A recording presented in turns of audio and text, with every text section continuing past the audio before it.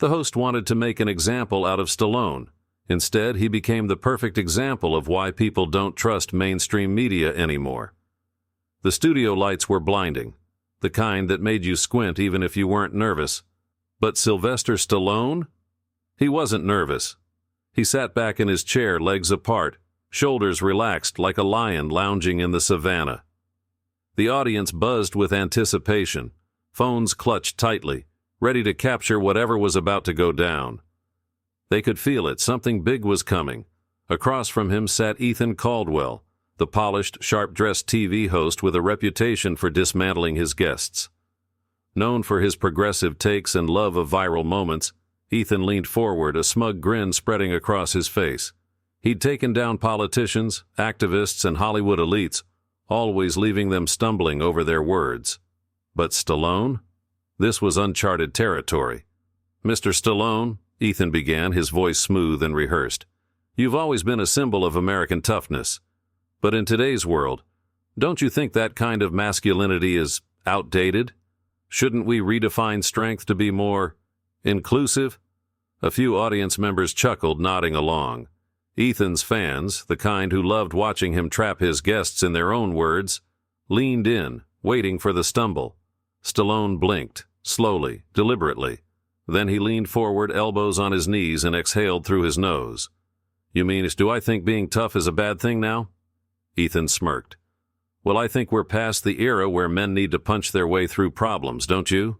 The world has moved on from that kind of outdated thinking." Silence. The kind that stretches just long enough to make people shift in their seats.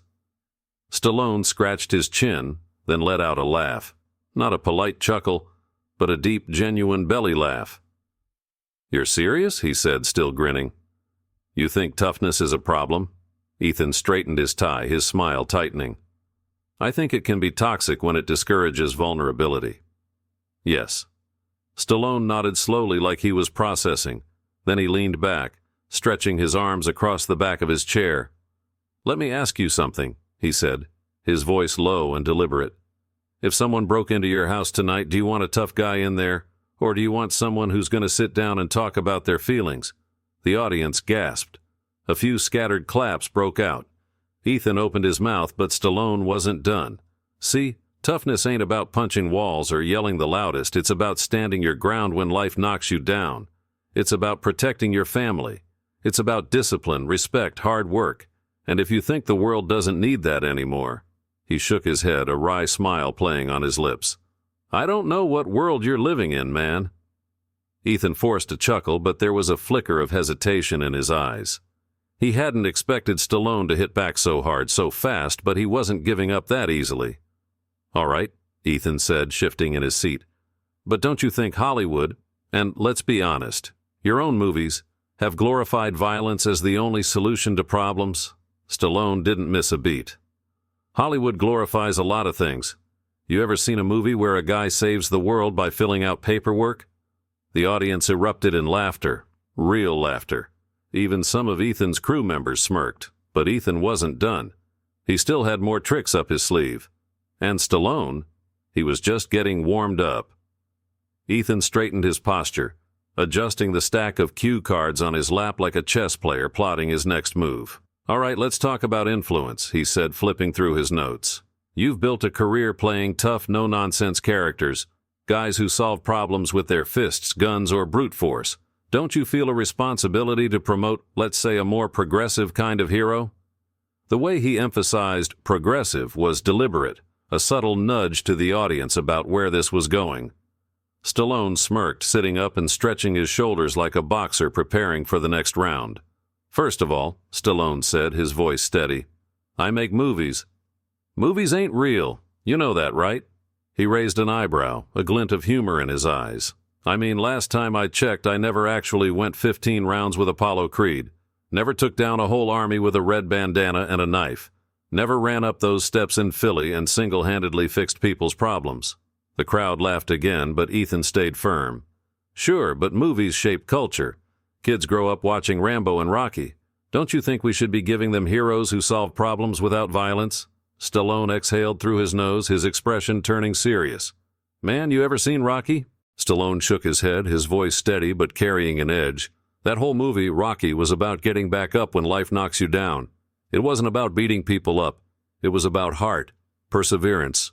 And Rambo? He shrugged, a hint of a smirk playing on his lips. That guy was just trying to be left alone. If people had just let him walk through town and mind his business, none of that would have happened. The audience clapped, louder this time. Ethan's jaw clenched. He could feel the momentum slipping away. This wasn't going the way he'd planned. He leaned forward, his tone softer, more personal, a calculated shift. "Okay, fair enough," he said, nodding like he was conceding ground. "But let's talk about the real world. Let's talk about America right now. We're at a point where people are questioning what it means to be a man, what it means to be tough. And some might argue that your version of toughness, the old school, don't show weakness kind, is part of the problem, that it creates more division than unity. What do you say to that?" Stallone let the question hang in the air, his fingers tapping lightly on the armrest. His eyes locked onto Ethan's, unflinching. "You ever meet a firefighter?" he asked. Ethan blinked. "Excuse me?" "A firefighter," Stallone repeated, his voice calm but firm. "A cop, a guy in the military. Hell, even a single mom working 2 jobs just to keep food on the table. You ever talk to those people? You think toughness is their problem?" Stallone shook his head, his expression hardening. "No, man. Their toughness is what keeps the world running. The problem ain't toughness. The problem is people thinking strength is something bad, like it's dangerous. Weakness ain't a virtue, pal. Strength with control, that's what keeps people safe." Somewhere in the back, a man let out a low whistle. The energy in the room had shifted. Ethan was losing his grip. "But what about—" Ethan started, but Stallone raised a hand, cutting him off.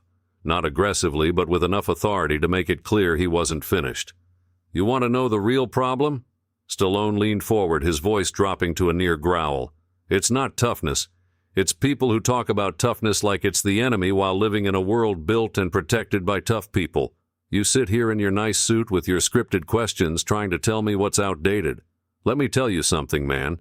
If the world ever really goes sideways, if things get bad, you're going to be real happy there are still guys like me around." Dead silence. Ethan swallowed. He had another question lined up, another attempt to regain control, but the audience had shifted. They weren't nodding with him anymore. They were waiting for Stallone's next words. And Stallone?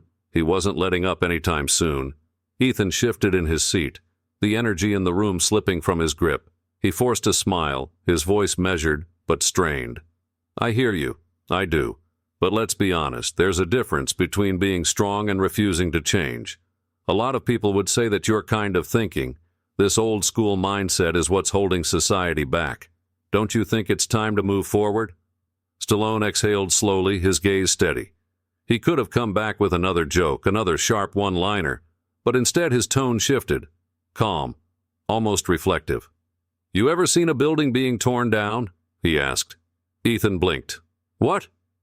"A demolition," Stallone continued. "You ever watch one?" The host hesitated. "I mean—" "Yeah, I suppose." Stallone nodded. "Takes what? A few seconds to bring it down.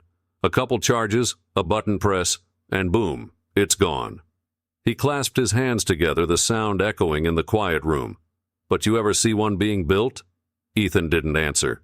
"That takes years," Stallone said, his voice low and deliberate. "Brick by brick, steel by steel. Men working day and night, laying the foundation, making sure it can hold up. Now, the people with the detonators, they don't care about that. They don't think about the work, the sweat, the people who risk their lives to build it. They just want to see it come crashing down." The audience was locked in. Nobody moved. "You say, moving forward," Stallone continued, his tone sharpening. "But moving where? Forward ain't always the right direction. Sometimes people get so caught up in change they don't even stop to think about what they're tearing down. They don't ask if what they're breaking might actually be worth keeping." Ethan licked his lips, the weight of the moment pressing down on him. He'd gone into this interview expecting an easy target, a celebrity who'd crack under pressure, a man who could be reduced to a caricature. But Stallone was proving him wrong, and worse, the audience knew it. "All right," Ethan said, forcing a chuckle, "that's an interesting perspective. But let's be real, society has changed. We don't live in the same world. We did when you made Rocky, Ethan shot back, his voice rising slightly. People are more aware now. We're thinking critically about gender roles, systemic issues. Thinking critically? Stallone interrupted, raising an eyebrow. Or just criticizing? The crowd erupted. Some clapped, some gasped, and even Ethan's own camera crew exchanged looks. This wasn't just an interview anymore, it was a battle. Ethan held up his hands, trying to regain his composure. Okay, he said over the noise. So let me ask you this. If strength, if toughness, is so important, why do you think so many people push back against it? Why do so many people feel like it's outdated? Stallone let the question hang in the air for a beat before leaning in, his voice lower now, almost conspiratorial, because weak people don't like being reminded they're weak. The crowd exploded. Some stood up, clapping. Others just sat there, stunned. Ethan opened his mouth, but nothing came out. Stallone let the reaction ride out before sitting back, calm and collected. Look, he said, his tone steady but firm, I ain't saying everybody needs to be some action hero. I'm saying life's gonna throw punches whether you like it or not. And when it does, the world ain't gonna care about your feelings. It's gonna ask you one question. Can you take the hit and keep moving forward? Ethan had nothing. No quip, no comeback, just silence. But outside of that studio, something even bigger was happening. Because the second that moment hit the internet, everything changed. The moment the interview ended, Ethan barely managed to keep his professional smile intact as the cameras cut. But Stallone? He simply stood, stretched his shoulders, and gave the audience a small wave before walking off the set like nothing had happened. Backstage, producers scrambled. Ethan's earpiece buzzed with frantic voices. That did not go as planned. Social media is already picking it up. Cut the controversial parts before we post it online. But it was too late. Someone in the live audience had already uploaded clips. Within minutes, the internet was on fire. Stallone body slams TV host in live debate. Sylvester Stallone destroys woke media. This is why we still need real men like Stallone. The video spread like wildfire, jumping from Twitter to Facebook to YouTube. People clipped the best moments, overlaying reaction memes, slow-motion replays, and even dramatic background music. Within hours, the clip was trending number one, and the comments section became a battleground.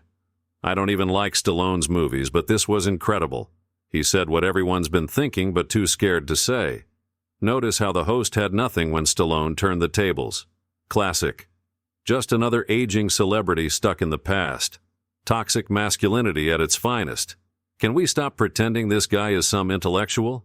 Ethan's network scrambled for damage control. They released a carefully worded statement about how differing opinions spark meaningful conversations. Ethan himself went on Twitter posting, "Healthy debate is important.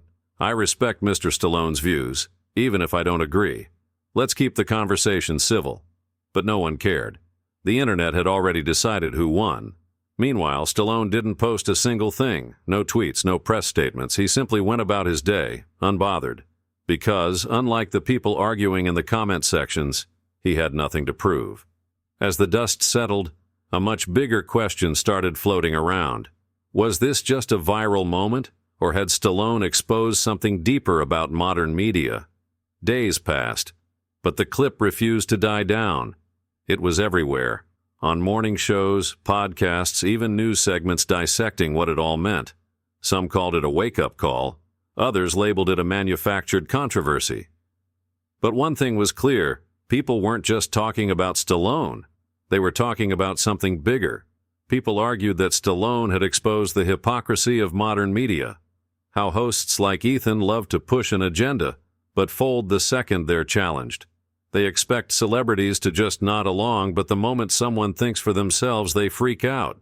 Critics claimed that Stallone was just another rich actor clinging to outdated ideas.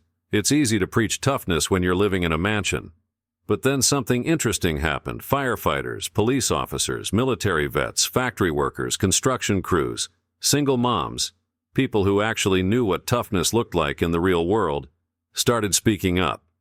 A viral Facebook post from a retired Marine went everywhere. Stallone gets it. Strength isn't about being a bully.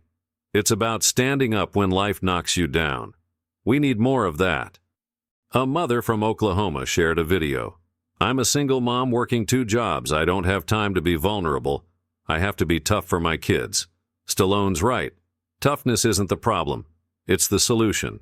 I raised 3 boys on my own, the mother said, her voice steady but firm. If I hadn't been tough, they wouldn't have eaten. Don't tell me strength is a bad thing.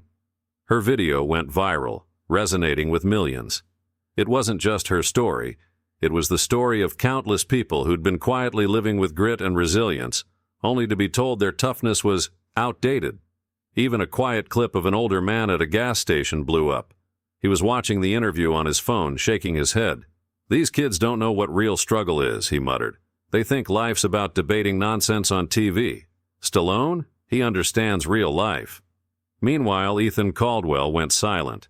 His network tried to push other stories to shift attention, but it didn't work. Every attempt to move on was met with one question, over and over again. Why did a Hollywood actor have more common sense than a professional journalist? And that's when the real conversation began. Not about Stallone, not about the interview, but about the bigger picture. Had modern society really gone soft? Were people so afraid of real strength that they wanted to pretend it wasn't necessary? Was the media actually shaping culture or just controlling it? These weren't just viral talking points anymore. They were dinner table conversations. People weren't just watching, they were waking up. And Stallone, he still hadn't said a word. Stallone finally spoke, not through a press release, not on social media. It was during a casual interview in a small gym in San Diego, California. A local reporter asked him about the viral moment, expecting some kind of damage control. Instead, Stallone wiped the sweat from his forehead, took a sip from his water bottle, and shrugged. Look, man, I wasn't trying to prove anything. I was just being honest, the reporter pressed. But did you expect the reaction to be this huge? Stallone chuckled. I've been around a long time. People always act surprised when someone tells the truth. That's the world we live in now. The simplicity of his response hit harder than any speech. No grand statement, no victory lap, just a man who said what he believed and moved on. But the real impact, that was still unfolding. Ethan Caldwell's show saw a ratings drop. His network quietly pushed him into different segments, away from high-profile interviews. He wasn't canceled, but he wasn't the same rising star either. Meanwhile, something unexpected started happening. People began re-watching Stallone's old interviews, his speeches, even his movies, seeing them in a new light. Clips of Rocky Balboa's famous monologue resurfaced. It ain't about how hard you hit. It's about how hard you can get hit and keep moving forward. People started using it in discussions about grit, resilience, and real strength. And outside the online debates, in the real world, something shifted.